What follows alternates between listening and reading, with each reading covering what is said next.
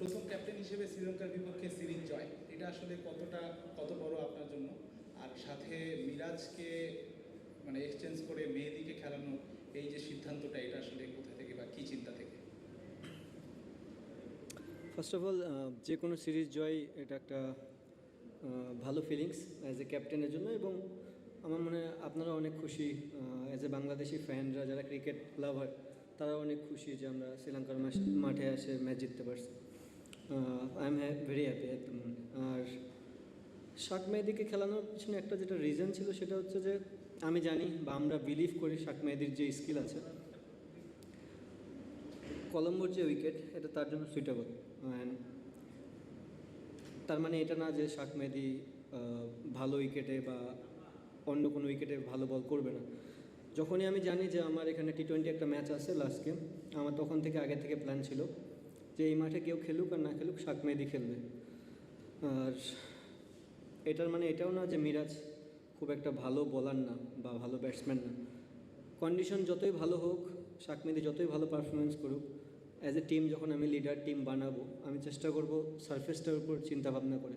যদি আমি মনে করি সারফেস বোলিং ফ্রেন্ডলি হবে, আমি ডেফিনেটলি সব ম্যাচ শাক মেহেদীকে খেলাবো। যেদিন বুঝবো যে না সারফেস একটু ব্যাটিং ফ্রেন্ডলি, মেহেদী মিরাজ কামব্যাক করবে। কংগ্রাচুলেশনস, প্রথম ম্যাচটা ভালো যায়নি, আপনার নিজেরও ভালো যায়নি, দলেরও ভালো যায়নি। এরপর কি চেঞ্জটা আসলো আপনার ক্ষেত্রেও এবং বাংলাদেশ দলের ক্ষেত্রেও, যে দারুণভাবে বাউন্স ব্যাক এবং দাপটে 2 জয়? না, সবসময় তো আমাদের চেষ্টা 100% দেওয়ার চেষ্টাই করি, প্র্যাকটিসও করি যেন 100% দিতে পারি। বিলিভ তো সবসময় আছে, লাস্ট 10 বছর ধরে ক্রিকেট খেলতেছি, বিলিভের কখনই কম ছিল না। সো আমার মনে হয় এক তো হচ্ছে হাঙ্গারনেস, যেহেতু অনেকদিন ধরে রান করতেছিলাম না, চেষ্টা করতেছিলাম যে অপরচুনিটি কখন আসবে, ওই অপরচুনিটিটা কীভাবে গ্র্যাব করতে পারি। আমার মনে হয় ওইটা একটা প্লাস পয়েন্ট ছিল আমার সেকেন্ড T20টা। আর অ্যাজ এ টিম যখন আপনি ম্যাচ জিতবেন, আমার মনে হয় এমনি একটা আলাদা চেহারা চেঞ্জ হয়ে যায়, বুস্ট আপ হয় সবাই। আর সেকেন্ড T20টা দেখেন একটা বিগ মার্জিনে জিতাম। এনি ডেতে আপনি T20 ফরম্যাটে 83 রানে জিতবেন মানে একটা হিউজ অ্যাচিভমেন্ট। আমার মনে হয় কনফিডেন্সটা সবার ভিতরে ছিল অ্যাজ এ হোল টিম। আমরা বিলিভ করি যে আমরা ভালো ক্রিকেট খেললে আমরা জিততে পারবো। সো আমার মনে হয় ওখান থেকে এই জিনিসটা। যখন ওয়ান ডে দলে জায়গা পেলেন, একাদশে জায়গা পেলেন, তারপর আবার হারাতে হলো, তারপর আবার T20 সিরিজটা ভালোভাবে শুরু হয়নি। তার আগে যদি ধরি, আবার টানা আসলে হারের মধ্যে ছিলেন, আবার আপনার ব্যাট পেসটাও আসলে কাটছিল, নিঃসন্দেহে অনেক কঠিন সময়। সেটা আসলে কতটুকু কঠিন ছিল আপনার জন্য? ব্যাক অফ দ্য মাইন্ডে আসলে কী কাজ করছিল?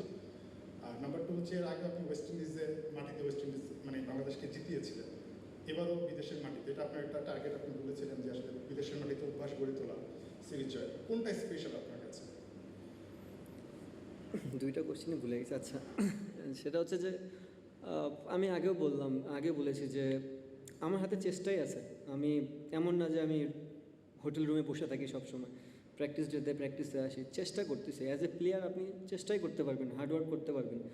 কিছু কিছু সময় আপনার উপরে যে গড আছে তার একটা লাক ফেভারও দরকার পড়ে। তো আমার কাছে মনে হয় আমার সেকেন্ড দিনটা আমার একটু লাক ফেভার ছিল।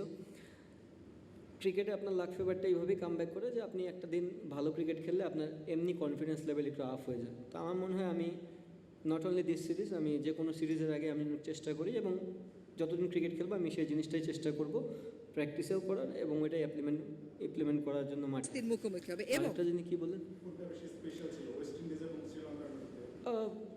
দেখেন, দুইটা সিরিজই আমার কাছে অনেক বড়। ওয়েস্ট ইন্ডিজে যায়, ওয়েস্ট ইন্ডিজকে হারানো এটাও একটা যেমন চ্যালেঞ্জ ছিল, বিকজ আমরা সবাই জানি ওয়েস্ট ইন্ডিজ কেমন দল। T20 তাদের সাথে একটা ট্যাগ যায়, এবং শ্রীলঙ্কার মাঠে শ্রীলঙ্কাও কিন্তু ওই ট্যাগটা নিয়েই থাকে, কারণ তাদের কাছে দেখবেন, যদি আমি ওভারঅল চিন্তা করি, তাদের ব্যালেন্স টিম, বলিং ব্যাটিং সব দিক দিয়ে। আমার মনে হয় দুইটা সিরিজই ওভারঅল একই রকম।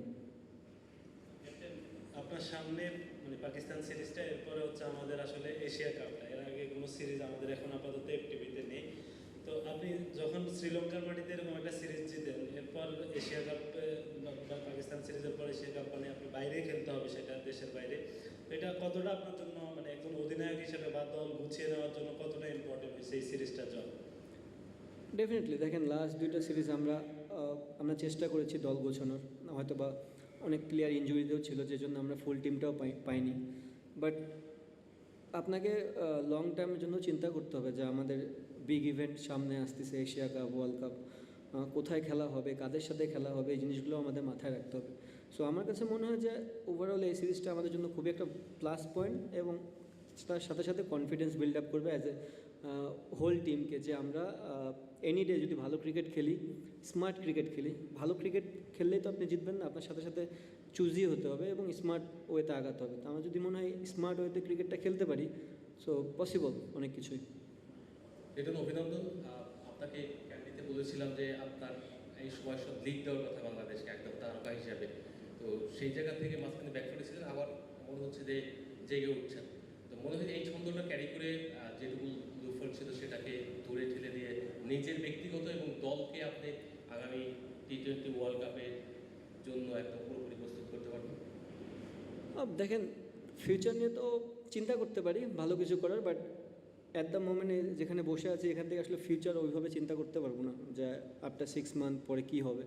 আমার মনে হয় পার্টিকুলার সিরিজে আমরা চিন্তা করি। আর আমরা সবাই জানি শ্রীলঙ্কায় যখনই আমরা ক্রিকেট খেলতে আসি, দুইটা ব্যাক টু ব্যাক যে টি-20 হয়েছে, দাম্বুলা এবং ক্যান্ডি, মোটামুটি ব্যাটিং ফ্রেন্ডলি ছিল।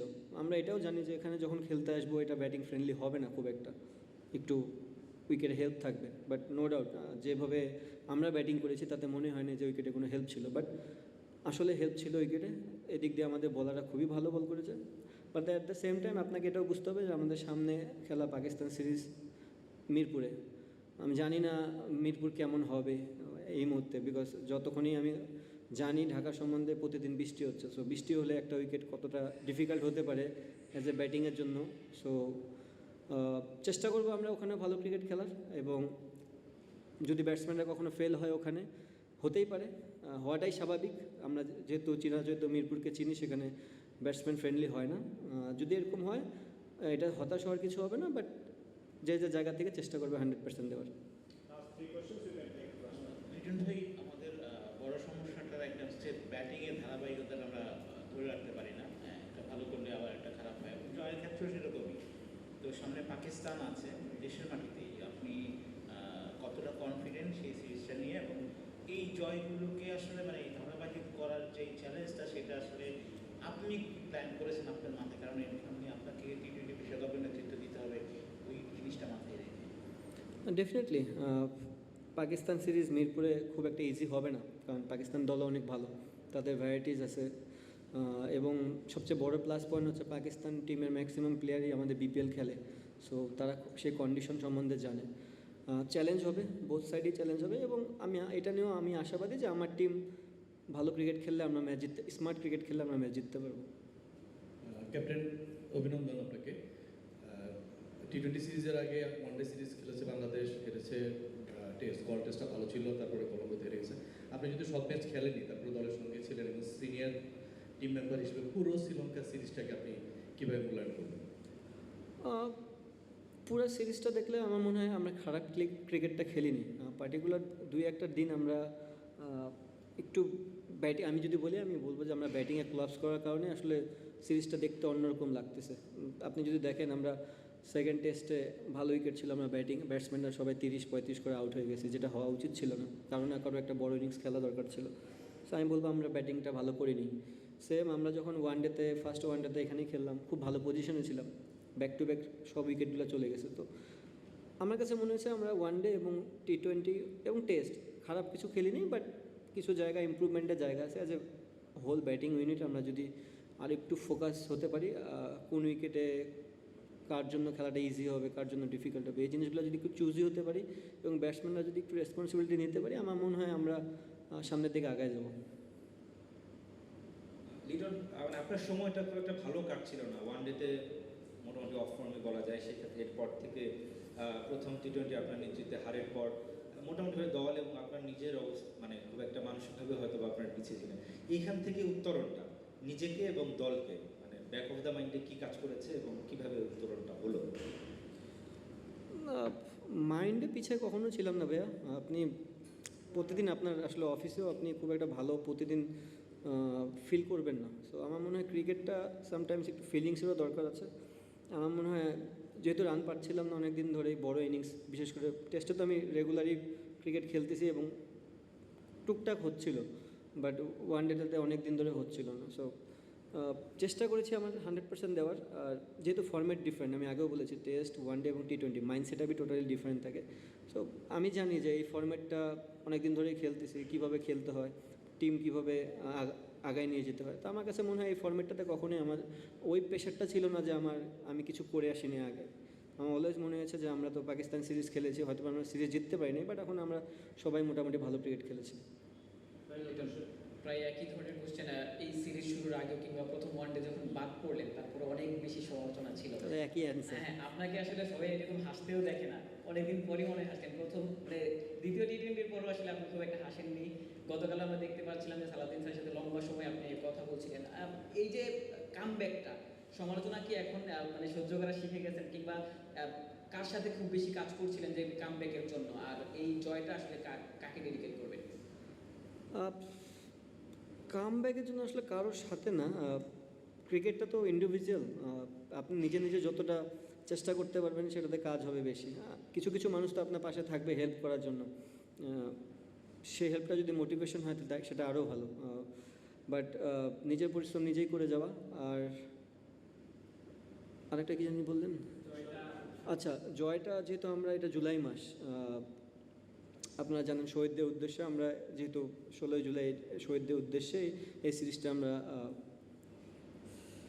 ডেডিকেট করতে চাই। Thank you very much.